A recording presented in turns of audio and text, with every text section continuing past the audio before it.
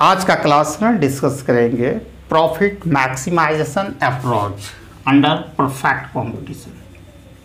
Under perfect competition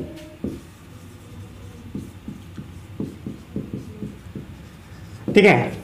तो profit maximization approach under the perfect competition का हम जो नेसेसरी एंड सफिशिएंट कंडीशन है उस पर हम डिस्कस करेंगे ग्राफिकली और मैथमेटिकली। ठीक है, सबसे पहले प्रॉफिट को हम पाई से डिनोट करते हैं और प्रॉफिट क्या होता है? It is a differences between total revenue and total cost. ठीक है, टोटल रेवेन्यू और टोटल कॉस्ट के डिफरेंसेस को हम क्या कहते हैं? प्रॉफिट। ठीक है, अब फर्स्ट ऑर्डर जो कंडीशन होगा, first order condition for maximization, इसमें क्या होगा?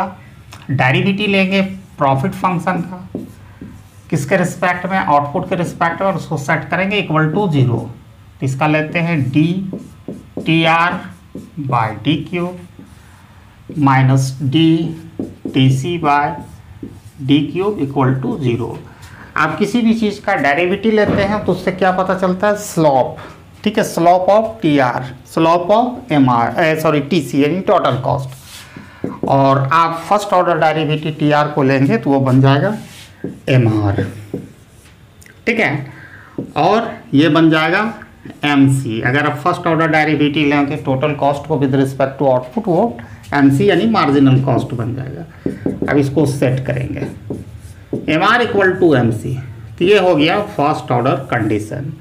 अब इसका सेकेंड ऑर्डर कंडीशन हम वेरीफाई करेंगे, SOC, second order condition for maximization. इसमें क्या है? फर्स्ट ऑर्डर कंडीशन जो लिए तो हमारा ये आया। ठीक है, तो सेकेंड ऑर्डर कंडीशन में हमारा क्या होगा?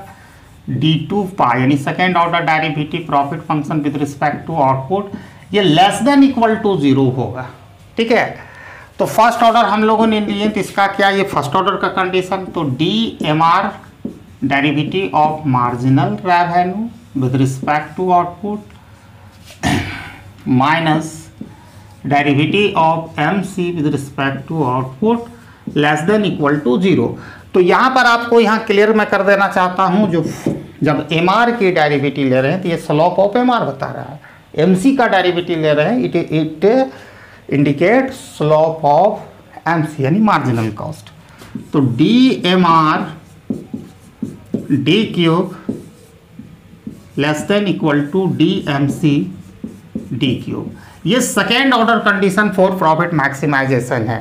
तो इसका मतलब क्या हुआ? Slope of M R, slope of M R less than equal to slope of M C, slope of M C.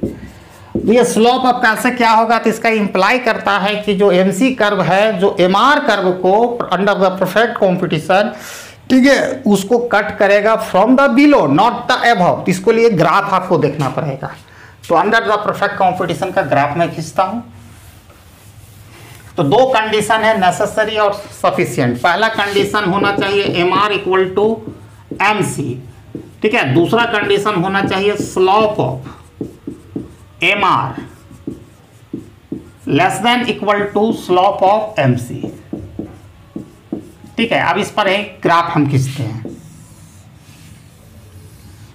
ये क्वांटिटी मैंने यहां मेजर किया, ये ओरिजिन, प्राइस, ये M R equal to M C, sorry M R equal A R equal to M are.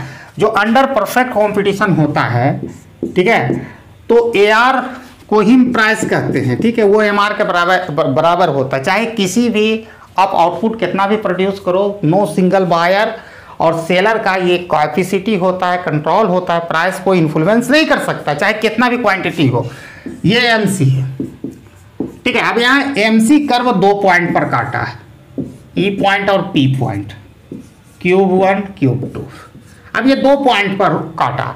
तो पहला हमारा condition क्या है? M R equal to M C. तो ये एम आर वाला कर्व है और एम सी वाला ये 2 पॉइंट पर आया, तो 2 पॉइंट पर हमारा इक्विलिब्रियम पॉइंट निकल रहा है।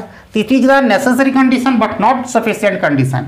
जहां पर क्या होना चाहिए कि दूसरा में है slope of M R less than equal to slope of M C, यानी एम सी जो कर्व है एम आर कर्व को फ्रॉम बिलो नीचे से काटे, तो यहां ऊपर से काट रहा है, तो ये इक्विलिब्रियम पॉइंट नहीं है, ये इक्विलिब्रियम पॉइंट है क्योंकि M C curve M R curve को नीचे से काट रहा है। देखिए इसका मीनिंग यही है सेकेंड ऑर्डर कंडीशन का, ठीक है।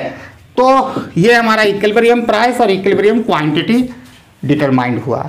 तो याद रखिएगा दोनों कंडीशन में आप देख रहे हैं एमआर तो दोनों पॉइंट पर काट रहा है, लेकिन जो second order that is the sufficient condition, MR curve should intersect MC curve should intersect MR curve from the below not above, ठीक है। नेक्स्ट वीडियो कवर करेगा numerical question on equilibrium price profit maximization level of output. Thanks for watching my video. Till then, Jai Hind.